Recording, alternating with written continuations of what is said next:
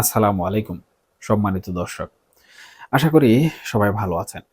আজকে আপনাদের সামনে এমন একটি বিষয় নিয়ে কথা বলতে এসেছি, যা বর্তমান সময়ের রাজনৈতিক প্রেক্ষাপটে অত্যন্ত গুরুত্বপূর্ণ এবং একই সাথে আমি মনে করি বেশ স্পর্শকাতর। আমরা সচরাচর যা দেখি বা শুনি তার পেছনের সত্যটা অনেক সময় আমাদের চোখের আড়ালেই থেকে যায়। আজ আমরা আলোচনা করব সাবেক সেনাপ্রধান জেনারেল ইকবাল করিম ভূঁইয়ার সাম্প্রতিক একটি বক্তব্য এবং তার বিপরীতে উঠে আসা কিছু কঠিন বাস্তবতা নিয়ে। মূল আলোচনায় যাওয়ার আগে একটু প্রেক্ষাপটটা আমার মনে হয় বোঝা দরকার। সম্প্রতি জেনারেল ইকবাল করিম ভূঁইয়া একটি মন্তব্য করেছেন, যা রাজনীতির মাঠে বেশ আলোচনার জন্ম দিয়েছে। তার বক্তব্য হলো, আওয়ামী লীগ বা তার ভাষায় যারা ফ্যাসিস্ট তাদের বিচার করা নয়, বরং তাদের রাজনৈতিক পুনর্বাসন করাই নাকি এখন ইন্ডিয়ার মূল লক্ষ্য। কথাটা বেশ ভারী, তাই না? কিন্তু এই কথার ভিত্তি কি? তিনি মূলত দিল্লির ফরেন করেসপন্ডেন্টস ক্লাবে শেখ হাসিনার যে অডিও বার্তা প্রচার হয়েছে সেই ঘটনার দিকে ইঙ্গিত করেছেন। তার মতে ভারত সরকারের প্রত্যক্ষ মদদ ছাড়া এমনটা হওয়া সম্ভব ছিল না এবং এর মাধ্যমে বাংলাদেশের সার্বভৌমত্বে এক ধরনের হস্তক্ষেপ করা হচ্ছে। তিনি আশঙ্কা করেছেন এর ফলে দুই দেশের সম্পর্ক আরো ক্ষতিগ্রস্ত হবে। এখন প্রশ্ন হলো, এই কথাগুলো কে বলছেন? জেনারেল ইকবাল করিম ভূঁইয়া। আপনারা যদি একটু পেছনে ফিরে তাকান, ২০১২ সালের জুন থেকে ২০১৫ সালের জুন পর্যন্ত তিনি বাংলাদেশের সেনাপ্রধান ছিলেন। আর ঠিক এই সময়ের মধ্যেই অর্থাৎ ২০১৪ সালের ৫ই জানুয়ারি বাংলাদেশে সেই বিতর্কিত নির্বাচনটি অনুষ্ঠিত হয়েছিল, যে নির্বাচনে ১৫৪ জন বিনা প্রতিদ্বন্দ্বিতায় নির্বাচিত হয়েছিলেন। আজকের আলোচনায় এই জায়গাটাই সবচেয়ে ইন্টারেস্টিং। জেনারেল ভূঁইয়া আজ যখন আওয়ামী লীগের বিরুদ্ধে বা ইন্ডিয়ার হস্তক্ষেপ নিয়ে এত সোচ্চার, তখন খুব স্বাভাবিকভাবে প্রশ্ন জাগে ২০১৪ সালে যখন তিনি দায়িত্বে ছিলেন তখন তার ভূমিকা আসলে কি ছিল। দেখুন, পৃথিবীর কোনো সভ্য দেশে কর্মরত বা অবসরপ্রাপ্ত সামরিক বেসামরিক আমলারা সাধারণত রাজনীতি নিয়ে এত খোলামেলা কথা বলেন না। কিন্তু আমাদের এই বাংলাদেশ, আমাদের দেশের প্রেক্ষাপট ভিন্ন। এখানে সবই সম্ভব। জেনারেল ভূঁইয়া আজ অভিযোগ করছেন, কিন্তু ২০১৪ সালে যখন একটি একতরফা নির্বাচন হচ্ছিল তখন তিনি কেন কোনো পদক্ষেপ নেননি? কেন তিনি তখন চুপচাপ সবকিছু দেখছিলেন?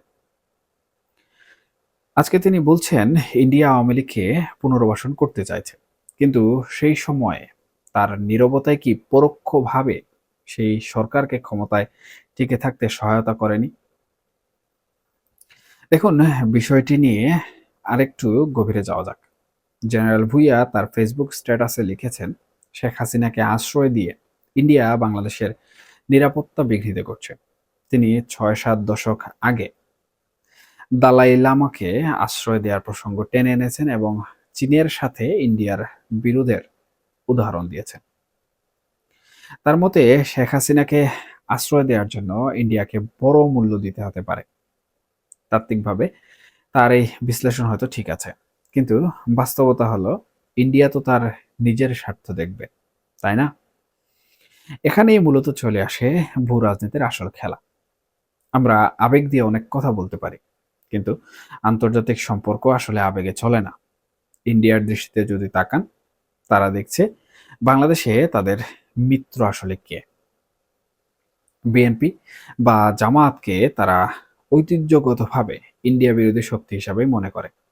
আপনারা হয়তো লক্ষ্য করেছেন, বর্তমানে বিএনপি বা অন্য দলগুলো ইন্ডিয়ার বিরুদ্ধে খুব একটা কঠোর অবস্থানে নেই, হয়তো কোনো ধরনের নেগোসিয়েশন বা কৌশলের কারণে। কিন্তু ইন্ডিয়ার নীতি নির্ধারকরা তো বোকা নন। তারা জানেন দিন শেষে আওয়ামী লীগই তাদের পরীক্ষিত বন্ধু।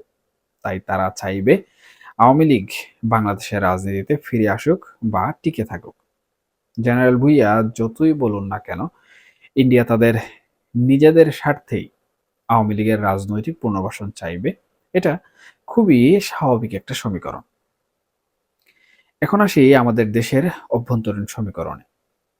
জেনারেল ভুইয়া আজ বিপ্লব বা অভ্যুত্থানের কথা বলছেন না, কিন্তু তিনি সরকারের সমালোচনা করছেন। অথচ ২০২৪ সালে জেনারেল ওয়াকারুজ্জামান যা করতে পেরেছেন, অর্থাৎ জনগণের সেন্টিমেন্ট বুঝে একটি অবস্থান নেয়া, সেটা কিন্তু ইকবাল করিম ভুইয়া তার সময়ে কোনোভাবেই করতে পারেননি। উল্টো তার সময়েই এমন একটি নির্বাচন হয়েছে যা পরবর্তী ১০-১৫ বছরের রাজনীতির গতিপথ বদলে দিয়েছে। তাই আজ যখন তিনি বা তার মতো সাবেক কর্মকর্তারা বড় বড় বুলি আওড়ান, তখন তাদের নিজেদের দায়টা কিন্তু কোনোভাবেই এড়ানো যায় না। আরেকটা বিষয়ে খেয়াল করবেন, বর্তমানে আমরা ঢালাওভাবে একটি দলকে দোষারোপ করছি। অবশ্যই গত ১৫ বছরে অনেক অনিয়ম হয়েছে, দুর্নীতি হয়েছে, গুম খুন হয়েছে। এগুলোর বিচার হওয়া আমি মনে করি জরুরি। কিন্তু এর দায়টা কি শুধুই রাজনীতিবিদদের? সেই সময় যারা প্রশাসনের উচ্চ পদে ছিলেন, যারা সেনাবাহিনীর নেতৃত্বে ছিলেন, তারা কি দায় এড়াতে পারেন? তারা কি তখন সরকারকে সঠিক পথে আনার জন্য কোনো ধরনের দায়িত্বপূর্ণ ভূমিকা রেখেছিলেন? নাকি নিজেদের পদ-পদবি ঠিক রাখতে নীরব সমর্থন দিয়ে গেছেন? আজ যখন সময় বদলেছে, তখন তাদের ভুল পাল্টানোটা কি সুবিধাবাদ নয়? আমরা যদি বাস্তবতা মেনে নিই, তবে মানতেই হবে যে একটি বড় রাজনৈতিক দলকে হুট করে নিষিদ্ধ করা বা নিশ্চিহ্ন করে দেওয়া সম্ভব নয়। আওয়ামী লীগের হয়তো অনেক নেতাকর্মী দেশ ছেড়েছেন, অনেকে বিচারের মুখোমুখি হবেন, কিন্তু দল হিসাবে তাদের একটি বিশাল সমর্থক গোষ্ঠী আছে। আর তার উপর যদি প্রতিবেশী প্রভাবশালী রাষ্ট্রের সমর্থন থাকে, তবে তাদের রাজনৈতিক পুনর্বাসন সময়ের ব্যাপার মাত্র। ইকবাল করিম ভূঁইয়ারা হয়তো চাইছেন বিচার হোক, কিন্তু রাজনীতির মাঠের বাস্তবতা ভিন্ন কথা বলছে। ভিডিওর এই পর্যায়ে এসে একটা কথা খুব স্পষ্টভাবে আসলে বলা দরকার। আমরা সাধারণ জনগণ অনেক সময় আবেগের বশবর্তী হয়ে অনেক কিছুই বিশ্বাস করে ফেলি। কেউ একজন সরকারের বিরুদ্ধে গরম গরম কথা বললে আর আমরা তাকে হিরো বানিয়ে ফেললাম। কিন্তু আমাদের উচিত তার অতীত রেকর্ডটা আসলে যাচাই করা। যারা ক্ষমতায় থাকাকালে অন্যায়ের প্রতিবাদ করার সাহস পাননি, বরং সেই সিস্টেমের সুবিধাভোগী ছিলেন, তাদের মুখে এখনকার নীতিবাক্য কতটা গ্রহণযোগ্য, সেটা আপনাদের বিবেচনার ভার। পরিশেষে বলবো, দেশটা আমাদের সবার। এখানে বিচারহীনতার সংস্কৃতি যেমন কাম্য নয়, তেমনি সুবিধাবাদী দেশপ্রেমও আমাদের জন্য ক্ষতিকর। ইন্ডিয়া তাদের স্বার্থ দেখবে, এটাই স্বাভাবিক। আমাদের দেখতে হবে আমাদের নিজেদের স্বার্থ। কিন্তু সেই স্বার্থ রক্ষা করতে গিয়ে আমরা যেন এমন কাউকে বা এমন কোনো বয়ানকে প্রশ্রয় না দেই যার নিজের ভিত্তি নড়বড়ে। ইতিহাস বড় নির্মম, সে কাউকে ক্ষমা করে না। আর যারা আঙ্গুল তুলছেন, তাদের দিকেও কিন্তু ৩টি আঙ্গুল অবশ্যই তাক করা আছে। এতক্ষণ ধৈর্য ধরে এই আলোচনা শোনার জন্য আপনাদের সবাইকে অসংখ্য ধন্যবাদ। রাজনীতির এই জটিল সমীকরণগুলো নিয়ে আপনাদের আসলে কি মতামত?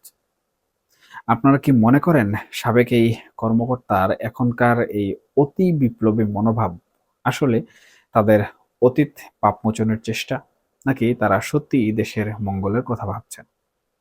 নিজেদের মতামত জানাতে ভুলবেন না। আজকের মতো এ পর্যন্তই। খুব দ্রুত ফিরব নতুন কোনো বিষয় নিয়ে। অবশ্যই ভালো থাকবেন, সুস্থ থাকবেন এবং নিরাপদে থাকবেন। আল্লাহ হাফেজ।